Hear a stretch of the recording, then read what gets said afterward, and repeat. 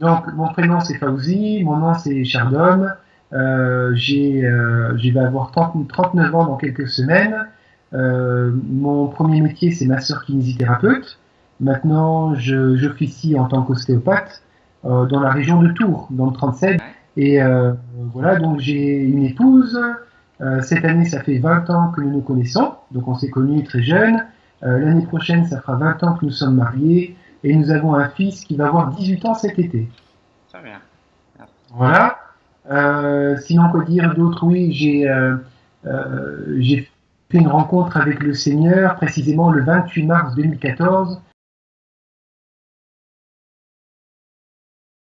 En fait, c'est en écoutant une prédication sur YouTube, très simplement. Il y a le 28 mars 2014 où le prédicateur a parlé de la croix, a parlé de notre statut de pécheur, a parlé de l'unique façon de pouvoir rentrer dans le royaume de Dieu. Vraiment la prédication de l'évangile de la grâce, très très simple.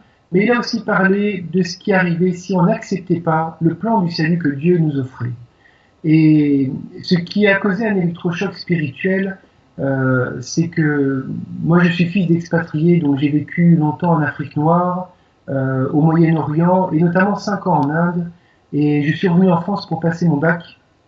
Et lorsque j'ai toujours été en quête de philosophie, de spiritualité, et j'ai toujours cru en la réincarnation. Toujours. Jusqu'au jour où j'ai entendu un verset biblique qui disait, c'est Hébreux 9, 27, il est réservé à tous les hommes de mourir une seule fois, après quoi vient le jugement. Et je me suis dit, mais alors c'est extraordinaire parce que cette bibliothèque qui est la Bible dit tout le contraire du fondement même de ce que je crois sur le plan le plus spirituel dans ma vie. Alors soit la Bible dit vrai, soit elle ment. Alors j'ai commencé mes quêtes, j'ai commencé les recherches, et je me suis rendu compte que la Bible disait vrai sur absolument tout, que ce soit d'un point de vue historique, archéologique, scientifique, astronomique, etc. etc. Elle a dit vrai sur la première apparition de Jésus-Christ, et il ne reste plus que quelques pages dans la réalisation des prophéties bibliques, alors je prends le pari de la foi qu'elle dit vrai aussi pour ce qui est à venir dans le monde. Et du coup, j'ai fait cet engagement avec le Seigneur de croire en sa parole et de l'accepter comme Seigneur et Sauveur de ma vie à l'aube de mes 37 ans. Voilà.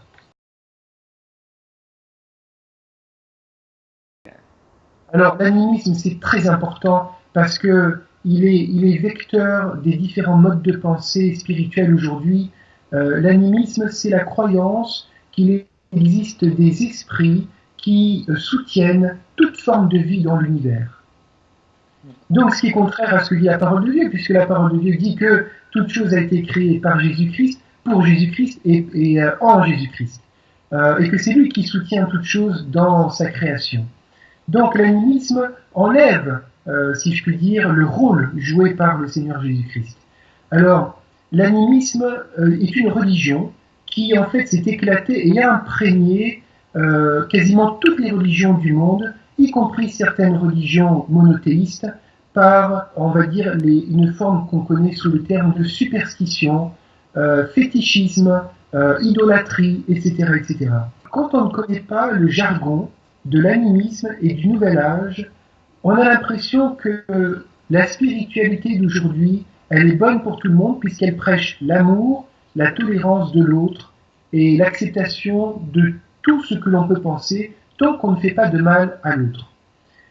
Et l'inconvénient avec tout ça, c'est que c'est une séduction spirituelle, parce que c'est tout à fait contraire à ce que nous enseigne la parole de Dieu.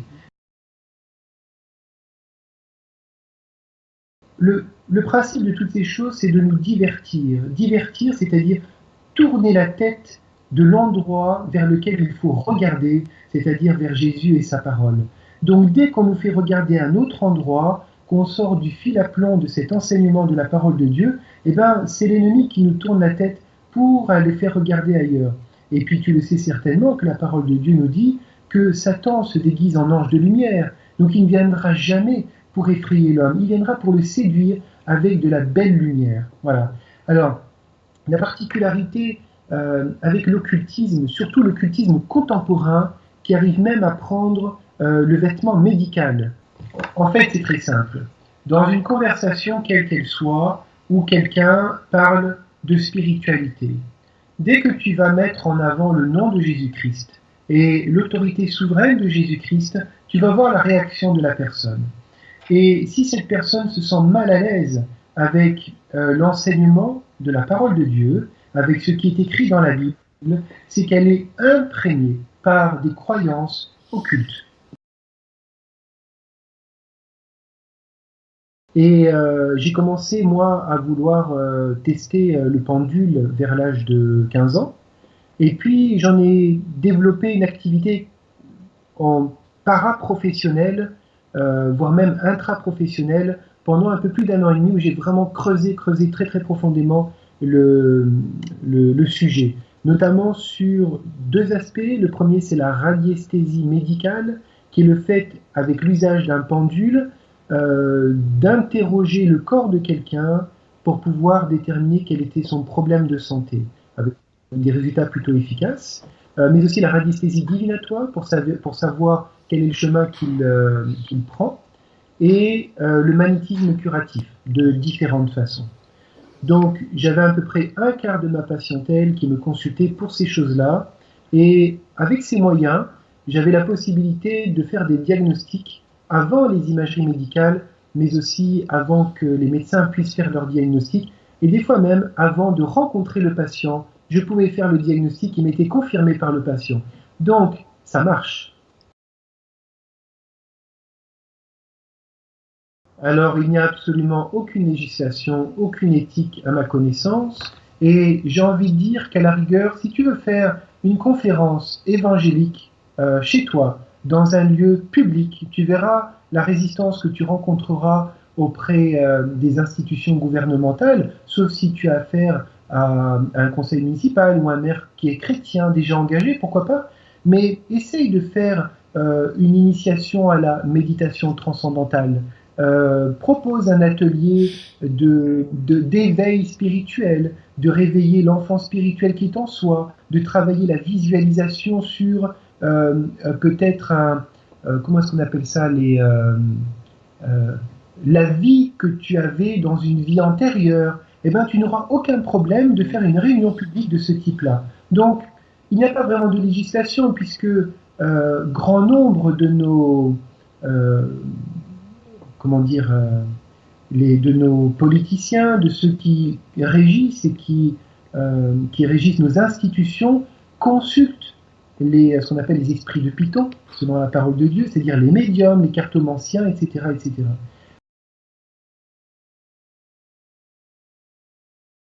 Tout le monde le fait, ça ne fait de mal à personne, d'après ce que les gens disent. Ce que les gens ne comprennent pas, c'est que c'est une pollution et une contamination spirituelle. Je te donne un exemple par rapport à ça pour illustrer. Imagine que tu es malade et qu'une infirmière vient te soigner. Donc, elle te panse les plaies, elle te soigne, elle te change tes pansements, elle te donne les bons médicaments, etc., etc. Et même elle passe un petit peu de temps avec toi pour te remonter le moral et pour te rassurer. Or, ce que tu ne sais pas, c'est que cette infirmière, elle a la tuberculose. C'est-à-dire qu'au moment où elle te parle, elle est en train de te transmettre des bacilles qui te contaminent. C'est exactement ce que l'occultisme fait. Quelqu'un qui consulte, quelqu'un qui pratique, ne se rend pas compte, mais il véhicule une forme de contamination spirituelle qui va t'emmener dans un schéma de pensée captive. Et plus tu rentres là-dedans, plus il faut un miracle du Saint-Esprit pour pouvoir effacer, raser complètement ce passé ou ces croyances occultes. Voilà. Et c'est en ça que ma conversion est véritablement un miracle. Il faut se garder de juger les personnes qui ont ces croyances, parce que ce sont peut-être des personnes plus spirituelles que certains religieux. Ce sont des personnes qui cherchent Dieu. Le seul problème, c'est qu'ils n'ont pas la connaissance de Dieu et que Dieu leur fait peur et elles pensent que Dieu, c'est un méchant papa qui va les corriger. Donc ils préfèrent passer par des intermédiaires comme les anges, les bons esprits, etc., etc. Or on sait que la parole de Dieu nous dit que les esprits ne reviennent pas, les esprits des défunts ne reviennent pas vers les vivants. Hein, ce n'est pas quelque chose d'autorisé. Donc les esprits qui sont en communication avec les humains sont des esprits impurs qui sont là depuis la chute originelle. Hein, c'est Satan et le tiers de la myriade des anges qui se sont rebellés contre l'autorité de Dieu et qui savent absolument tout de ce que nous faisons. Donc, qui ont des connaissances par rapport à nos aïeux de nos arbres généalogiques.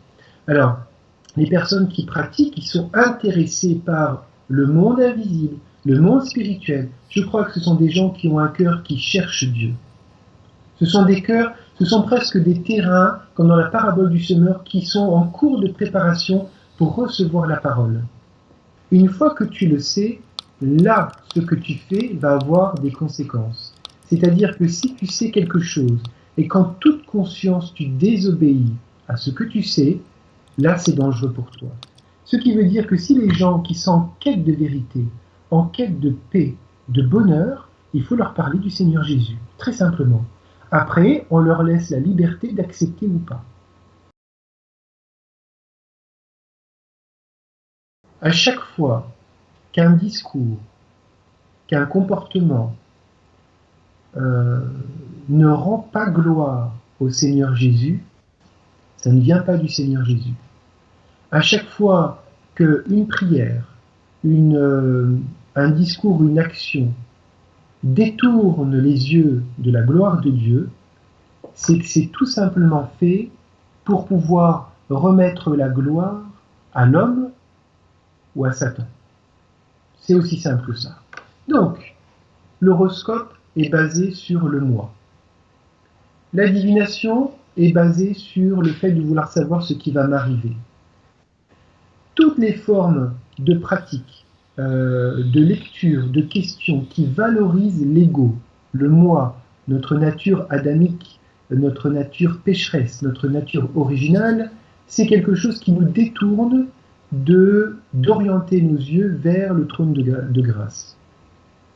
Donc, par exemple, on peut voir dans Genèse 3, Satan qui proposait justement à Ève de goûter à l'arbre de la connaissance du bien et du mal, parce que si elle le ferait, ses yeux s'ouvriront et elle deviendrait comme Dieu.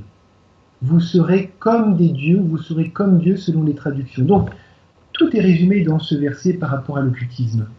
À chaque fois que une approche, que l'on souhaite aborder une approche qui ne soit pas bibliquement fondée pour pouvoir ouvrir notre entendement, pour pouvoir accéder à la connaissance, comme pouvaient en parler les gnostiques déjà à l'époque de l'apôtre Paul, et encore aujourd'hui, dans ce qu'on appelle la gno, c'est-à-dire la connaissance, tout ce qui peut faire appel à l'ouverture de notre champ spirituel sans passer par la communion personnelle avec le Seigneur Jésus, la prière et la réforme de nos pensées par la parole de Dieu, c'est quelque chose qui est pour moi satanique et démoniaque. Quand bien même cette méthode ou cette présentation est faite par des gens tout à fait charmants, par des personnes très intelligentes en connaissance, peut-être moins sages dans l'application des connaissances, quand bien même ce sont des personnes qui ont des grands titres et beaucoup d'années d'études et d'apprentissage intellectuel et autres. Je pense que tu auras à un moment donné dans ta vie la possibilité de pouvoir te détourner de toutes ces choses. Et nous sommes dans l'ère de la grâce et le Saint-Esprit peut effacer toutes ces choses et nous pouvons être purifiés par le sang du Seigneur Jésus.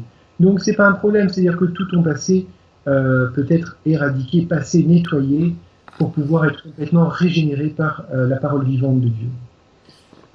Mais ça n'est pas sans conséquence sur le moment. Hein, il y a beaucoup de témoignages de personnes qui étaient malades, qui avaient des cauchemars, des problèmes de santé surtout psychiques, parce que dans la famille ou parce que la personne concernée par la maladie psychique ou même physique a consulté des médiums, s'est fait tirer les cartes pour rigoler, a voulu pratiquer du Ouija, c'est la tablette avec la petite palette qu'on déplace, a voulu entrer en contact avec les esprits. Voilà.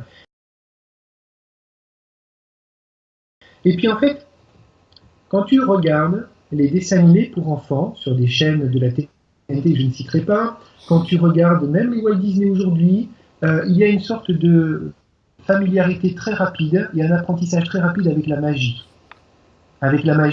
couleur arc-en-ciel, la jolie magie, c'est bien joli, etc. Ensuite, l'enfance, tu as des programmes télévisuels adaptés avec les mêmes types de thèmes. Ensuite, adolescent, tu vas avoir des séries avec des super-héros, avec des pouvoirs psychiques, etc. Ensuite, les films. Donc, en fait, depuis quasiment ta naissance, on va dire pour la nouvelle génération qui a maintenant qui a moins de 40 ans, hein, la génération qui a moins de 40 ans aujourd'hui, il y a une sorte d'immersion depuis quasiment la naissance dans le monde magique.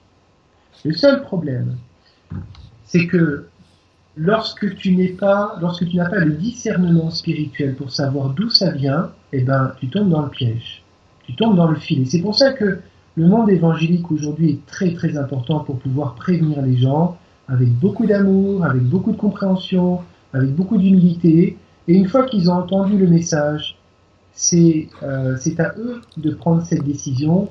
Est-ce qu'ils vont répondre à l'appel du Saint-Esprit ou pas?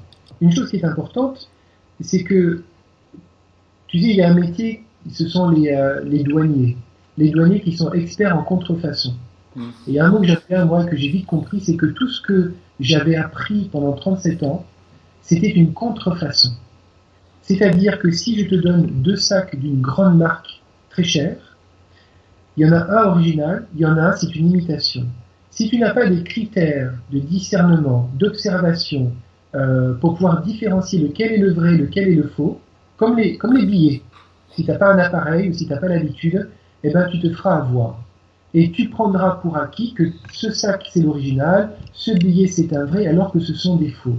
Et bien dans le domaine de la spiritualité, c'est exactement la même chose. Satan amène une contrefaçon dans tout ce que le Seigneur peut faire au travers de nous. Je te donne un exemple, il faut reprendre la parabole du blé et de l'ivraie. Lorsque le blé a été semé, tout de suite la nuit, l'ivraie aussi a été semé, hein, le mauvais grain.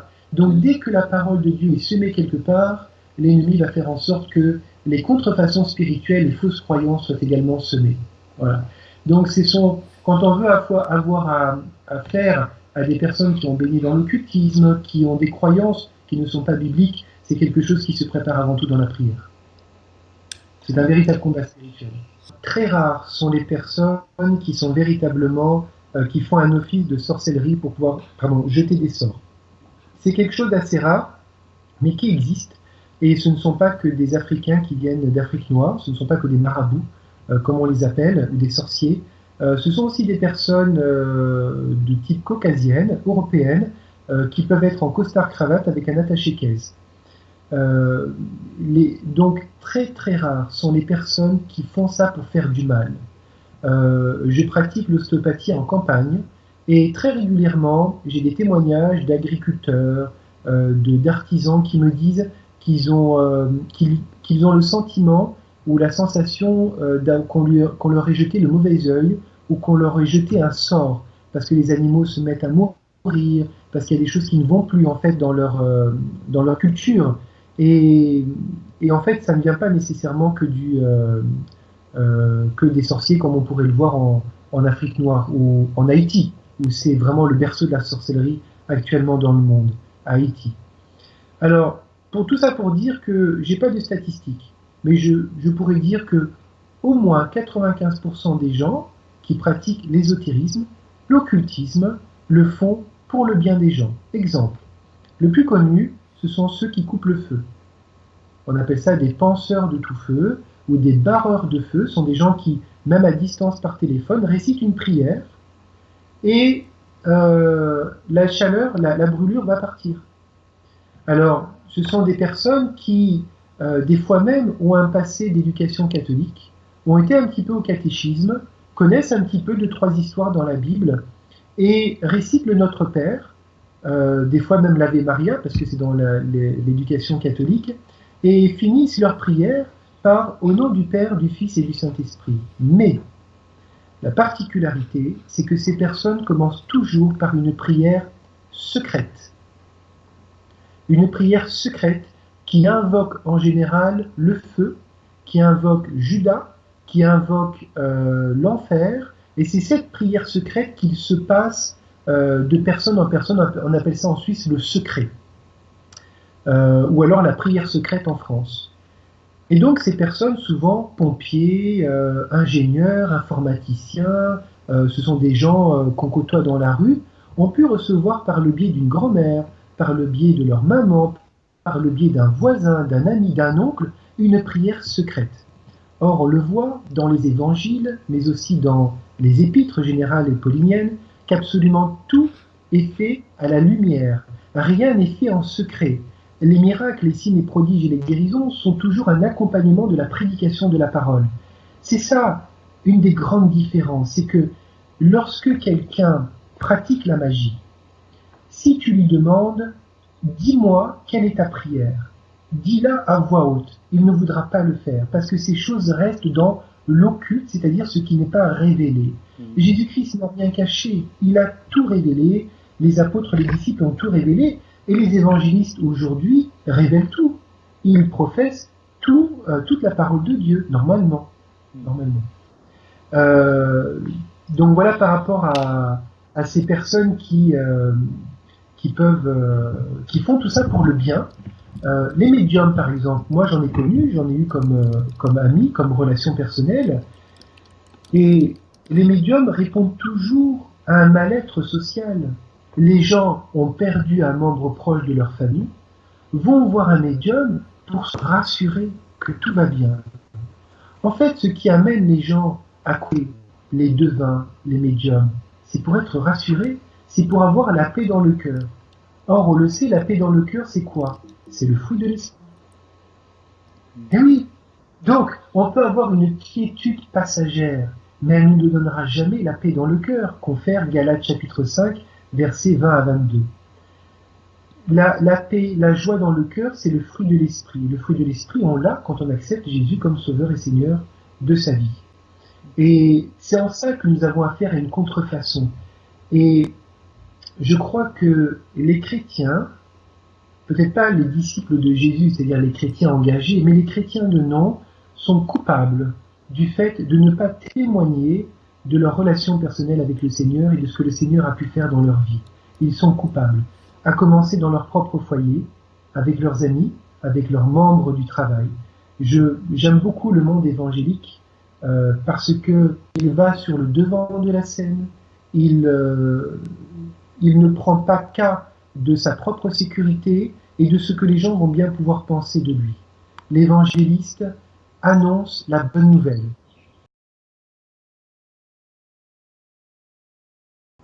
Alors, de mémoire et de témoignage de mes parents, j'ai toujours, depuis très jeune, j'ai commencé à poser des questions entre 6 et 8 ans à ma mère, en lui demandant, tiens, c'est quoi Pâques? Il est où Dieu? C'est qui Dieu? Alors, ma mère, avec son éducation musulmane, m'a répondu des principes coraniques, essentiellement, et mon père, avec son éducation chrétienne, m'avait répondu, Pâques, c'est les cloches. Voilà, donc finalement, j'étais pas très avancé, et je crois que tout enfant, à un moment donné, peut-être entre 6 et 10 ans, pour taper large, a des questions d'ordre théologique. Il est extrêmement important, même si le Seigneur a des voies que nous ne connaissons pas, il est extrêmement important, surtout quand on connaît la vérité, quand on connaît le Seigneur Jésus, de répondre le plus fidèlement possible à ces questions. Parce qu'effectivement, sinon, durant toute la vie, ce gap, ce trou, ce manque dans le cœur de l'homme en forme d'éternité, en forme de Dieu, va chercher à être comblé par autre chose que la présence de Dieu. Et c'est là que l'occultisme rentre dans notre cœur, je crois. Et vers l'âge de 6 ans, on commence à avoir conscience du monde, conscience de l'autre, peut-être conscience de la vie et de la mort, avec une façon assez légère de voir les choses et enfantine, mais les questions essentielles se posent, je crois, à partir de 6 ans. Réellement. C'est très très important de répondre aux questions de ces enfants de cet âge. Le premier piège pour les jeunes, c'est la tendance à désobéir. La désobéissance est le propre de la jeunesse. Il n'y a pas besoin d'apprendre à un enfant de 2 ans ou de 3 ans à dire non à ses parents, et encore plus dans les âges qui suivent, jusqu'à temps que la rébellion ait pu être corrigée, matée dans l'amour, si je puis dire. Donc la désobéissance est quelque chose contre laquelle il faut lutter, et la meilleure façon de lutter, c'est d'être que les jeunes soient encadrés par le groupe qui vient juste après, peut-être les jeunes adultes comme toi, qui a déjà acquis une certaine maturité spirituelle et qui a fait peut-être des erreurs déjà dans le passé et qui peut mieux conseiller. Parce que des fois, quand les jeunes sont en relation avec des adultes, ils n'écoutent pas nécessairement de la même façon que quand c'est des un peu plus vieux qu'eux, genre 3 à 5 ans plus vieux. Il y a une communion un peu plus facile. Mais de temps en temps, c'est bien que, comme on dit, un vieux barbu, un ancien, vienne rétablir l'autorité de la parole. Donc, les jeunes doivent apprendre avant tout l'obéissance. Pourquoi ? Parce que la vie avec le Seigneur Jésus, c'est une vie d'obéissance, quel que soit l'âge. Donc plus tôt on commence, mieux c'est. Tant qu'il y a un esprit de rébellion en nous, vis-à-vis de la parole de Dieu, vis-à-vis de l'autorité familiale, peut-être ecclésiastique, les anciens, etc., l'esprit de rébellion ne vient pas de Jésus. L'esprit de Jésus, c'est un esprit d'obéissance. On a vu son comportement vis-à-vis du Père. Et maintenant, ça c'est le conseil pour les jeunes, c'est de rapidement apprendre l'obéissance. Enfin, c'est un conseil personnel.